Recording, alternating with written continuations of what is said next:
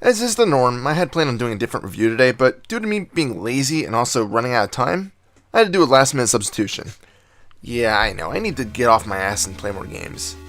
A little bit of background info on this game from my personal life. Yep, it's story time again. Back when I was probably 6 or 7, my mom took me and my brothers to Kmart. She figured, what the hell, why not buy a new game? It was a toss-up between Batman and Double Dragon 3. I remember throwing a temper tantrum because my mom was all set on Batman, and I wanted Double Dragon 3 because Batman said nowhere on the box it had multiple levels. Keep in mind that this was before I really understood that games progressed considerably since the Atari era. So yeah, I passed over the gem Batman for the average Double Dragon 3. Looking back on it, yeah, I was a dumbass. Anyway, this week, it's Double Dragon 3, The Sacred Stones, which would completely finish off the trilogy on the NES. The story is fairly similar to the other games.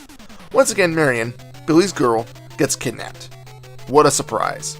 This time, you're only told that the people who kidnapped her are from a mysterious organization. Well, that's generic.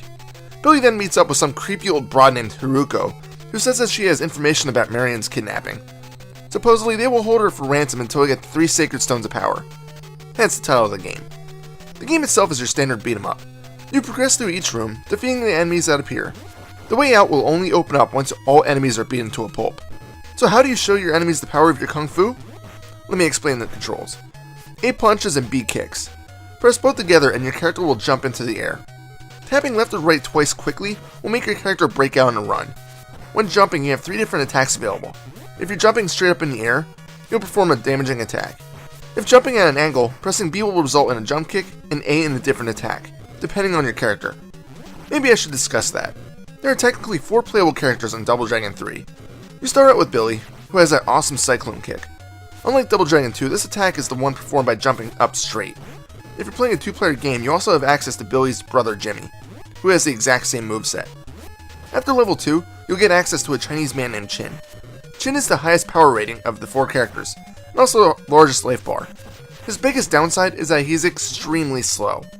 However, if you can manage to do a complete 4 or 5 punch combo on an enemy, they'll typically fall immediately.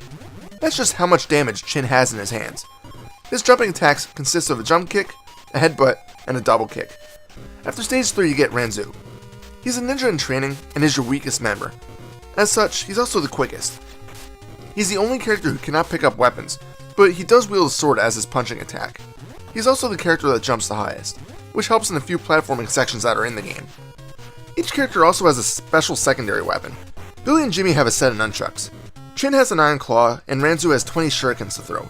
Chin, Billy, and Jimmy are limited to 5 uses on the secondary weapons, so I would recommend keeping them ready for the stage bosses. Weapons will occasionally fall from your enemies. These weapons consist of a bottle, a knife, and a sai. The knife is a one-throw weapon. The bottle on the side will disappear once its original wielder falls. I still don't understand this system, but what the hell. It works, I guess. Even with the new moves, Double Dragon 3 is difficult. It's not uncommon to fall in the first level until you get a grasp of all the moves that you have available. Enemies will constantly circle you, and will occasionally leap at their teammate to do a flying jump kick. You'll only ever fight 2 enemies at one time, so that's one thing to be grateful for. But if a group of thugs traps you against a wall, you may not be able to move away easily, and can see your life bar just start draining. What makes it worse, there's no lives. Instead, if you die, your next character comes out. The dead character is gone for the rest of the game. Yes, you can change characters when you want, by pressing select, which is recommended to avoid complete defeat. There's only one continue, and this is only available from level 4 onward. There's only 5 levels in the game, so the game basically gives you a chance if you make it past the halfway point. Each level has a different theme to it. The first is in the US, and you'll be beating up punks in the streets and inside a warehouse. The second area is China, and you'll see the Great Wall in the background. The third stage takes place in Japan, where you'll fight a ton of ninjas that I always thought were robots when I was younger. I don't know, they just look a little bit shiny to be ninjas. I don't get the color choices here. In level 4, the party travels to Italy, which, according to Haruko, is just to hone your skills. These fighters are brutal because they can back off and throw an infinite supply of spears at you. Level 5 is Egypt, where the story comes to a close.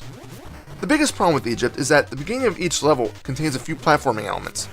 If you're not careful, you can wipe out your entire group with a couple of bad jumps. It sucks. When you progress to the second part, you'll be forced to fight on a 2D plane, so you can't evade attacks too easily. There's a bit more platforming here, but at least it's not as difficult, since all of your jumps have the same elevation. After those jumping areas, it's back to your standard beat 'em up fare. Another frustrating piece of the game is that jumping attacks are still sketchy to perform. Don't get me wrong, they're not nearly as inconsistent as Double Dragon 2, but you might find yourself still trying to jump just to attempt to get an attack in. One of the biggest draws is the graphics of the game.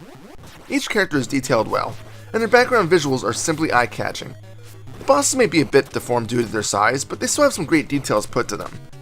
Let's move on to the final battles of the game. There's a few plot twists that you probably saw coming a few stages back, and then you see an entire room that contains mummies? Yep. These bastards are powerful, and you'll have to defeat 3 of them, one at a time. Ransu seems to have the easiest time with them, either by spamming his roundhouse kick or his jumping drop kick. After the 3rd mummy, it'll transform into a priestess, who has a lot of ranged attacks. This battle is difficult because of those ranged moves, and by now your health is probably low. The final boss also has a huge amount of life, making the fight a bit more drawn out. If you can get a pattern down, she's not too difficult, but you will probably have to get a few game overs because you just don't know what to expect. After defeating her, you get the ending. Here's a spoiler alert. I'll be describing it because it doesn't make much sense. If you don't want to hear it, fast forward about 30 seconds or so. I'll wait for you. Okay, are you ready for this? You'll find out that the chick you defeated was some Princess Noiram. But then after a comma, it just says that it was really just Marion under an evil spell. She awoke unharmed? How is that possible? You just beat the living shit out of her! And why bother calling her Princess Noiram if it's really just Marion? What the fuck? This makes absolutely no sense. After this little tidbit, character endings will play out, you get the credits, and the end shows up. Game over, man. Game over. Double Dragon 3, The Sacred Stones is an enjoyable game and features a nice challenge. I just wish it was a bit longer and the story was a bit more involved, as it's really just told you in the first and last level. From stages 2 to 4, it's pretty much just put on the back burner and it's probably forgotten by the time you pick it back up in middle of stage 5. Oh well. Definitely give it a shot if you like old school NES beat-em-ups, but bring a friend if you want an easier time. Final score? 8 out of 10. This is Reaper. As always, check me out on Facebook if you haven't already. Facebook.com/ReapersReviews. Happy fragging.